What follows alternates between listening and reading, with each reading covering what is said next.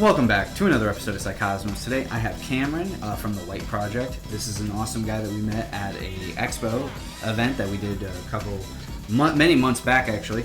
Really interesting guy, knows a lot about meditation and yoga, so stay tuned for more.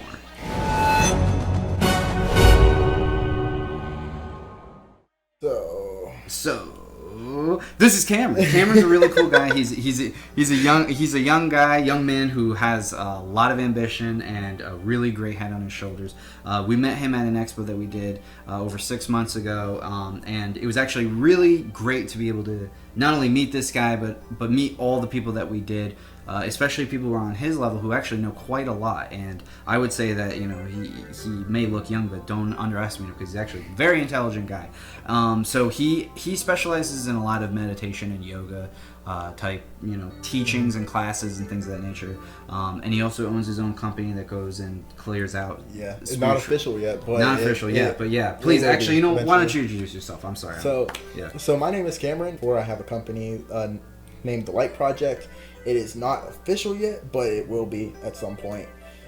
So what we do is I'll do house cleansings, meditation classes. I'm planning on possibly doing yoga classes as well. I do meditation classes because I am well versed enough to actually help anybody who has like little kinks and stuff that they run into. We met him at this expo, and there were a lot of people there and a lot of people who were in line with different spiritualities. You were a volunteer. We were vending there, and you ended up just coming up chit-chatting with us at the table. And then basically he lost this $400 Moldavite ring, and so we all helped him try to search for it on the grounds. Didn't really work out that well. We didn't find it. After one day I just called it quits.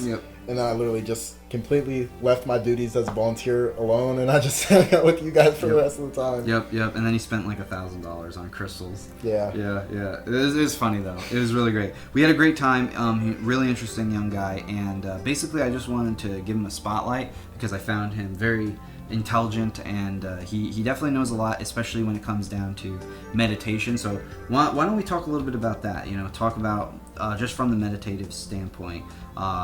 How did you get into it? What are your practices, and what could you offer people? What could you teach people? Oh, dude, there's so much that goes into just that category. Try to break it down for some people. All right, because meditation is something people ask questions about. How do I do it properly and things like that. Yeah, dude. Whenever it comes to my classes, I actually only have one necessary class that I give people, and I usually do privates because people tend to struggle for that class. And all it is what I call it the foundations of meditation. So we'll start off with like some light stretching or whatever of the legs because you're going to be sitting the whole time. So and I tell you, pay attention to how your body is moving, how, like, what muscles are you using, how are you breathing, just to kind of get you warmed up for like that awareness step. Because some people actually struggle with like just being comfortable with just being aware. So get them into a little bit of mobility, so you're taking it back a step a little bit for them, because some people, they'll do stuff, they may be aware of it, they may not be aware of it, but getting them to the step of like actually being aware of each thing that they're doing individually is a big step in the right direction. I found that that's usually the easiest way to get them there. But whenever it comes to meditation, the foundations class, I break it down into 3 different parts. So that you got the active meditation, which would what I was just going over, what I call thought form meditation, which is literally just the observer state of meditation, where you're just kind of letting your thoughts go, you're paying attention to them, being aware of them as they come in.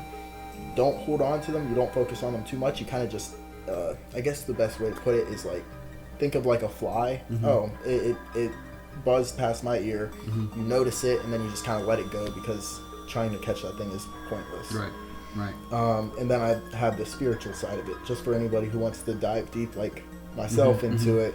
And that's just a simple grounding meditation that I do. Gotcha. That everybody has done, which is the little roots coming out of the base of the spine and going into the earth. And that's pretty much all I teach for it. Really? So it's just basics and all that for people. And that's really good because, a lot of people actually don't know a lot of the basics of meditation. So, you know, if there's any other types of basics or tips that you could give to people, that'd be great, because people ask all the time in the comments, how do I even begin meditating? You got like a top 5 things that Cameron says to do during meditation? I have a top 1. Top 1. What's I have a top 1. What's the top 1? Stop trying to get yourself to stop thinking. Ah, dude, everybody always, that's the same thing that everybody asks me, is how do you get yourself to stop thinking to meditate? I'm like, that's not the goal. That's not what you're supposed to do. What you're supposed to do is just let all the thoughts go. Like, you're not supposed to be like, oh, I'm shutting my brain down, because whenever you try to do that, your brain is just like, oh, I'm awake now. Yeah. Like, have you ever tried to go to sleep and Yes. and then keep thinking like, hey, I'm going to sleep, and then you're just wide awake later? Same thing. Yep. You gotta let everything kind of process itself and be an observer. That's a really great way of saying it. Yeah, I like that. What do you think are the biggest things that you hear as far as complaints against meditation, or just people being just curmudgeon-y, cranky? Man, I don't think I can sit there for 15 minutes a day and just not think. That's literally the same exact answer I get from everybody. Yeah, Everybody says the same thing. Yeah. And it's so funny to me, because I'm just like, dude, you don't have to be sitting and do it. Semantics, right? Yeah. Yeah. What about something like crystals? You know, you're really big into crystals too. That's the sigh of a man who spent too much money on rocks. Yeah. I have. Sorry, I've been there. I may have like 20 grand put into rocks right now. I believe it. But do you think that they help you? Is that why you like to pursue them? The best answer I have for that is yes and no. Yes, because they do. I place them around my room in certain areas in different ways, and the energy that comes off, that radiates off of them, like I sense spirit around me and everything. They all give off toroidal energy. Yeah, I can feel and sense that all, and so I sense all the energy that comes off of these, and they actually they raise the vibration of my room so that I am in a space of a higher vibration naturally. Yeah. So I'm always just raising up. So it, at least energetically. Yeah. But yeah, they do help. But the main reason why I collect them is not because they help. And why is that? It's because whenever I was a kid, I loved rocks. I loved collecting crystals, and now that I'm a big boy and I have money, I'm like, oh, I'm getting me the biggest, the baddest, best crystals I can get my hands on. There you go. Drop a comment down below what you think a sign is. You know, don't spoil it for people. Yeah, there you go. They'll get it like that. Yeah, probably. They'll probably get it, yeah. Yeah, they could go on your astrology videos and check those out, and then they'll be like, "Oh, there we go. We got him. Yeah. We got him, boys." Oh, that's funny. Yeah. So I've just been very impressed by a lot of his experiences when he has gone and meditated, and kind of, you know, you and I have talked a lot about out of body experiences and things like that, because I've had my own DMT experiences myself. Experience, I should say, but that was just the one time, whereas, you know, the other times that I've naturally meditated and such, those are also DMT related as well, but not in the same way. So, but either way, yeah, I mean, you know, that's another big thing too, because you and I have talked about in the past how we've had difficult upbringings and such, and that kind of going through those dark periods is really where the light kind of shines through, you know, and so that's something that he and I kind of resonated and connected on, is the fact that there was a lot of darkness in our childhoods, and but it's the ability to overcome it and move on to something better, you know, and that's something that is very difficult for a lot of people, psychologically, mentally. You know? But I do want to say that there are a lot of people who are coming up in this new era. We're going into this age of Aquarius. We got a lot of really great astrological things popping off lately. Actually, today Pluto is going in Aquarius, or it already went into Aquarius, which is a really big deal because it's going to be there. It's going to be there for a couple months, but then after 2024, it's going to be there for like 20 years. So we're getting a glimpse of the next 20 years. Dude, you already know, like, out of all the research that I've done, astrology probably was the least. Yeah. If I'm being honest. Yeah, anything that came my way, like anything thing that somebody was talking about, I would research so deeply, and I would get it done. I would get my research done within like 1 to 3 days. And I'll literally be looking at like multiple forums, multiple pages, websites, and I'll take down some notes. If I take down notes, then there's a good chance that it's either straight up BS, or I might practice it just to test it. And that's pretty much how that would go. Yeah. But astrology was the one thing that was just like, dude, this is too big of a category for me to like finish up within like 3 days. Yeah, it is. It's a really, really big category, and it's throughout most of the world's major cultures. So dissecting it is definitely a tedious task, but for me, I find it very fun. But I've already been looking into all the different astrologies for like the next coming weeks and months and years, really. And we're all in a very Aquarian age. You know, they do call us the age of Aquarius for that reason. And when we went to those types of expos, there's a lot of spiritual people there. They want to have these types of discussions. You definitely can feel it. Like, it's on the horizon. These types of things are going to become more of the norm very soon, because it's so much better than any of the other commercialized crap that you could go to. Any of these other events where people are screaming and drinking and all this other crap like that. It's really just so freeing, and it's nice. Everybody's just kind to each other. Everybody's there for the same reason, which is to grow and to heal and to help others. The community's except for wonderful. Those few people, you know what I'm talking about. Yeah, there were a couple people at this expo who were whacked out on shrooms, and not to mention the one person who almost got possessed. There was some. Dude. Oh yeah. We don't need to talk about that drum circle. Yeah. With the kids, no, we don't need to talk about that. That one was. That one. No. Okay, so we're not going to talk about some of these things, but yeah, there was some crazy wild stuff that was going on. It was just like you could sense and feel it, and you could see the majority of the people there were like, you know, they were either on their way up or they were definitely about to be like cracked open and or cracked open, like exactly. There wasn't too many people, like we know we have a lot of friends in the community, so those are kind of the people that we've gravitated towards for having a higher vibe, but yeah, there's just like so many people who were right at that level, but then there's a lot of other people, not too many, but there were still some that was just like, yo, straight up demons.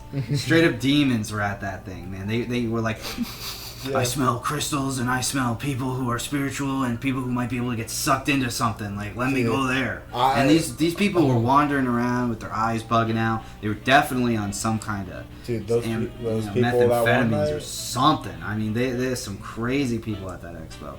Dude, one night was actually insane. Yeah. The one night that we stayed late or whatever. Yeah, you know what I'm talking about. The one dude who came over to the There was one guy, who came over, and he was like, I don't know what the hell he was all about, but his aura was just all wrong, man. Yeah, he was just sitting there staring at you guys just like... Yeah, menacing. I walk over and I'm just like... all black. I walk over and I just go, hey, what's up, man? How you doing? And he just instantly gets up and walks away. I'm like, back up, dude. This is stupid.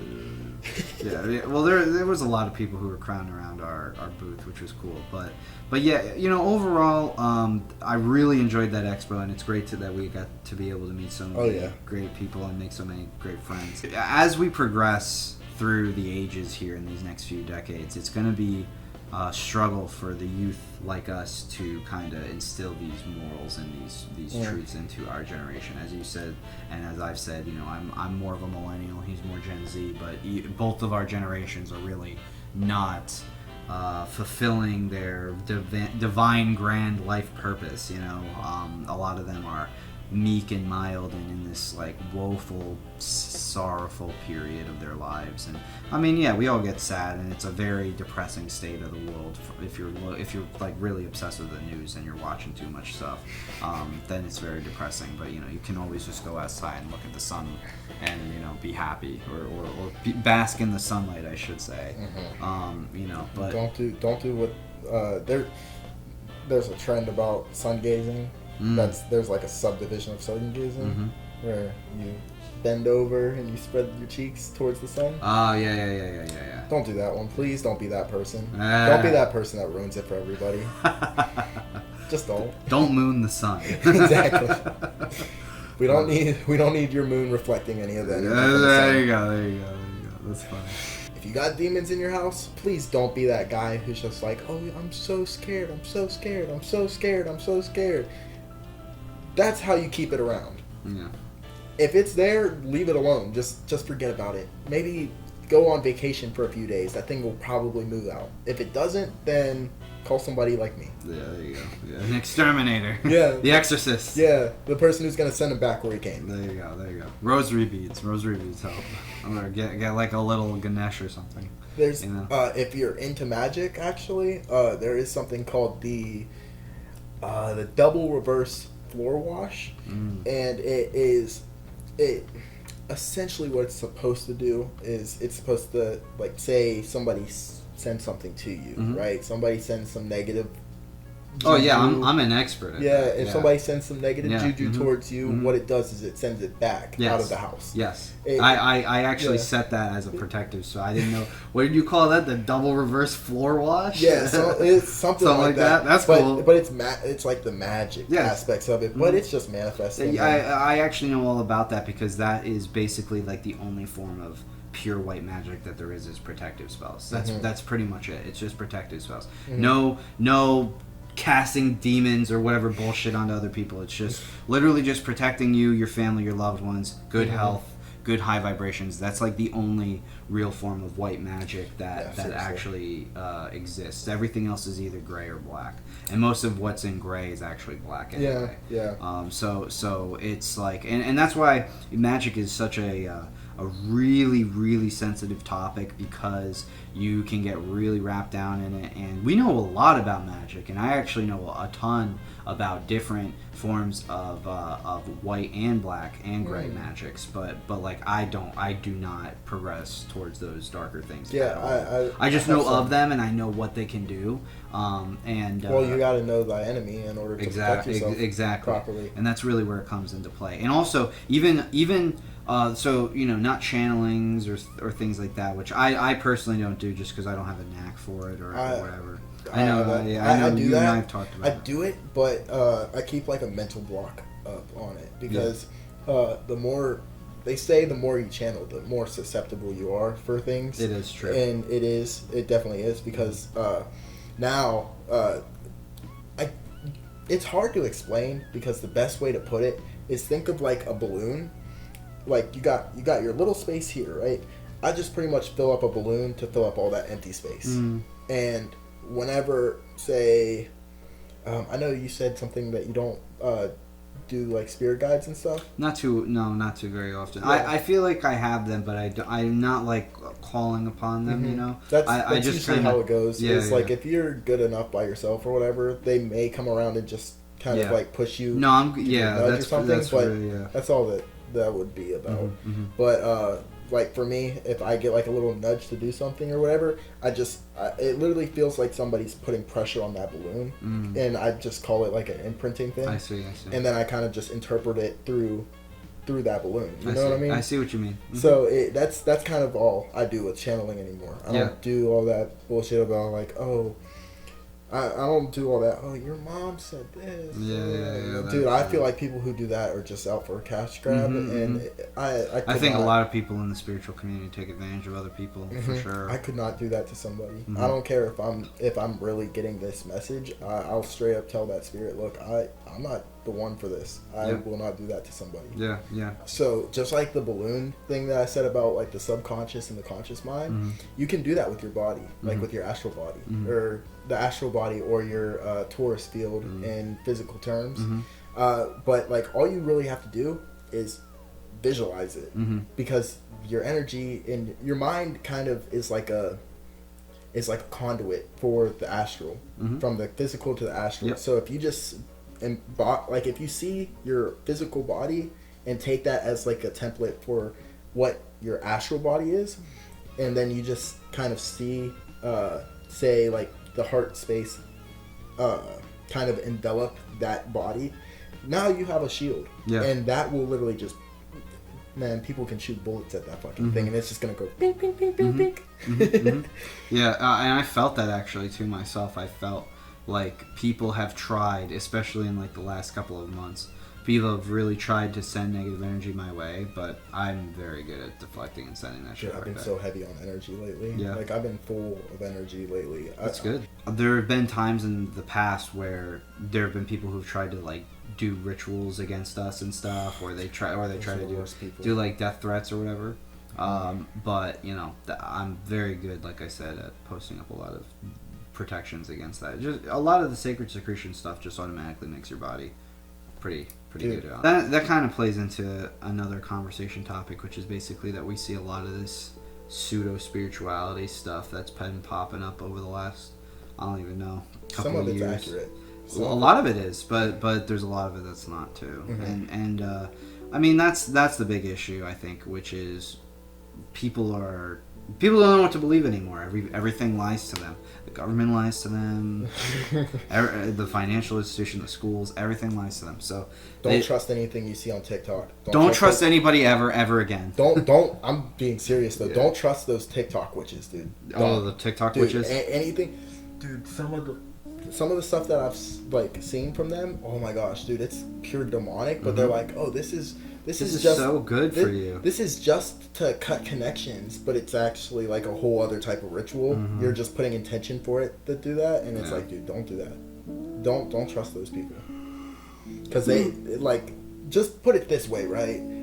If you take a monkey, right, that knows nothing, and that monkey does something, if you see the monkey do it, just because the monkey knows how to do it doesn't mean that they know how to do it right. Mm-hmm.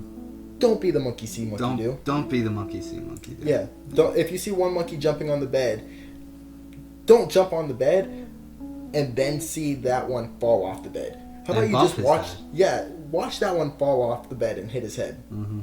That's do that. What's gonna happen. Watch them fall off first, and then you're like, okay. Yeah. Well, actually, I've seen a lot of people who proclaim like they know everything, and we always say we don't. Dude, I fucking say I know jack shit. Yeah, dude, you have to play the part of the fool. I don't know anything. It's a big part of our book. You gotta play the part of the fool. Like, I tell myself I don't know anything to the extent where I really don't think I know anything. I think I'm dumb. because dude, like I have all this information in my head, but it's so hard for me to like bring any of it to life. Like, it's so hard for me to talk about. I understand. The way I described it to one person actually was, think of a library, right? And every shelf is full of books. Now, bring in another shipment of books. Another like 5 shipments of books. Now, you're stacking them on top of each other, like in between aisles. And now you have to like literally push some of them away. That's and then what your brain feels like. And then they fall, and now you have all this other information, and you're just trying to get one little page of information. One page out of one book out of all of these. Is that how your brain feels? Yes, very much so. Because as soon as I try to grab that one page, I just have all this shit coming down, and it's me sorting through everything trying to find that one sentence that I want to say. Yeah, I understand. It's painful. I understand. It's a painful existence. Oh yeah, I get it. We're made to suffer. We're made to suffer here. That's true. As human beings, we're fallible. Also, you actually have been reading our book too. Oh, dude, yeah, I'm like halfway through it now. Yeah. What do you think? Give us a rating.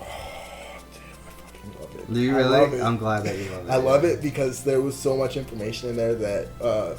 So whenever I was younger, I grew up in like a Catholic household. It wasn't like strictly Catholic, but because my mom straight up told me, "Hey, look, I'm not gonna force you to be baptized. I'm not gonna force you to be Catholic. However, like I'm gonna let you do whatever you want with it. However,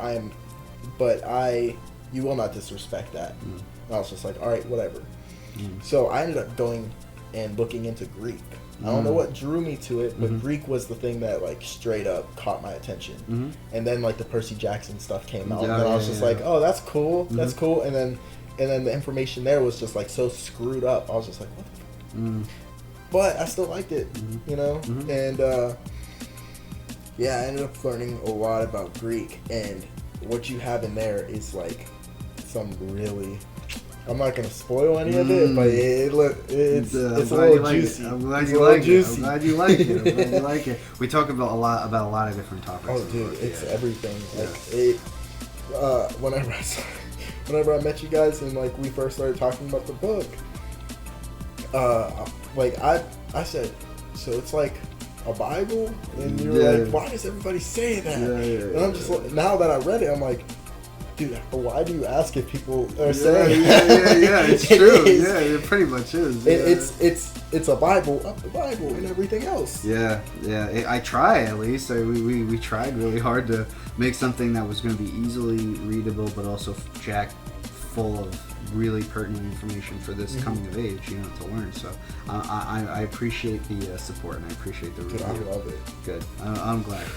But anyway, yeah, I at the very least, I wanted to give you a spotlight. I wanted to give you some attention. Why don't you share with the people how they can get into contact with you or follow you or whatever? Well, that would be my phone number, but we're not going to do that. We're not going to do that. Well, just stay tuned for more, and Yeah. we'll get Cameron all up to speed with it. Yeah, whenever I get my own YouTube channel and podcast and stuff going up and everything, then I'll go ahead and let you guys know all that. He definitely knows what he's talking about when it comes to meditation.